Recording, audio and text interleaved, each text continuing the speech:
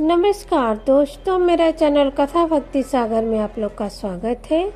आज हम कार्तिक मास में सुने जाने वाली शालिग्राम जी की कथा सुनेंगे। शंकर भगवान के ही स्वरूप काली शालिग्राम जी का भी है। तुलसी माता का विवाह शालिग्राम जी से ही हुआ था। तो आज हम उनकी बहुत ही सुंदर कथा सुनेंगे।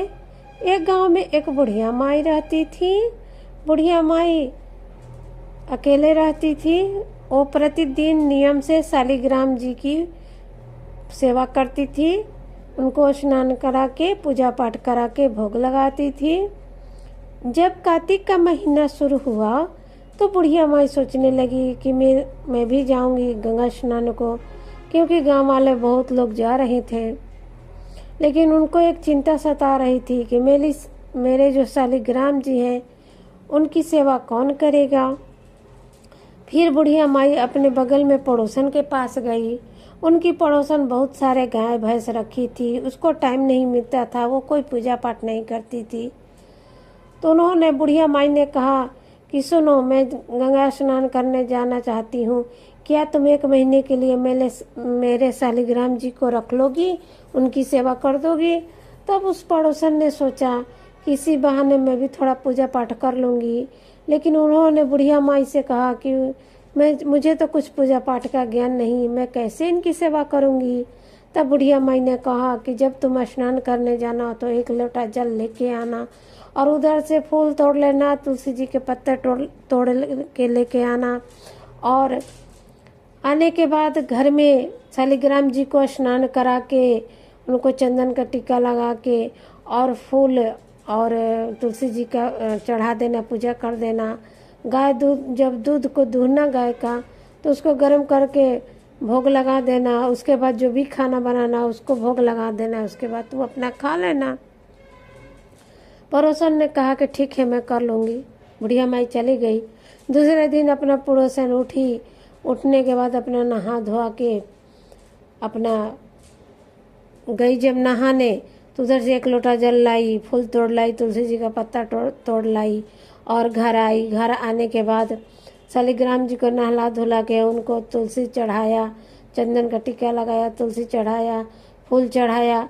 उसके बाद गाय को दूह लाई। गाय को दूहने के बाद जो दूध था उसको गर्म करके एक गिलास भगवान के सामने रख दिया। कहा कि भगवान पी लो, तब तक मैं खाना बना रही हूँ, तब तक आप दूध पी लो।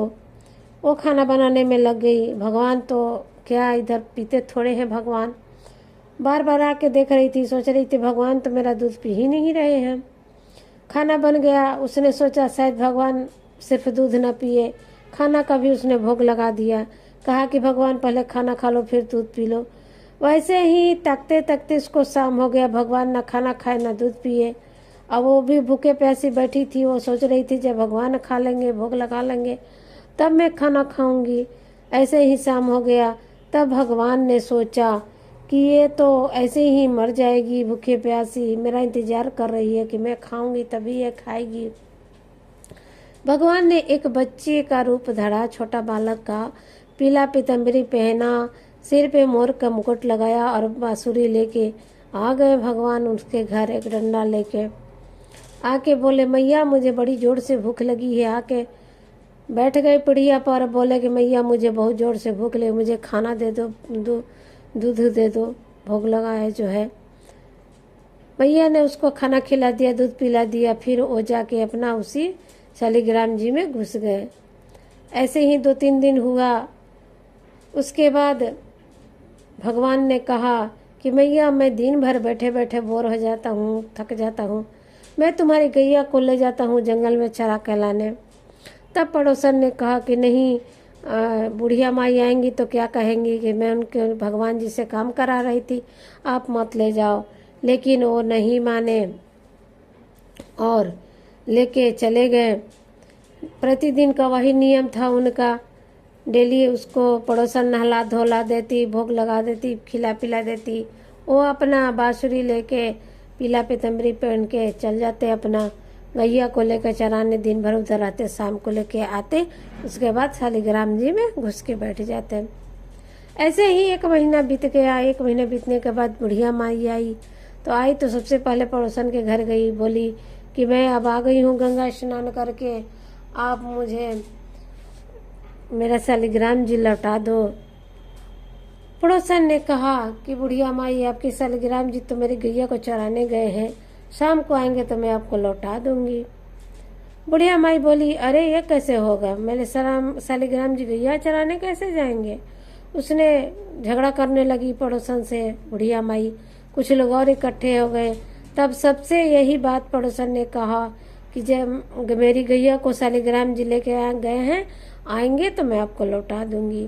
शाम हुआ, जब गैया को लेके शालिग्राम जी आए और जाके बैठ गए उस शालिग्राम जी के अंदर, तो पड़ोसन गई बुढ़िया माई के पास, बोली कि चलिए आप अपने शालिग्राम जी को ले आइए।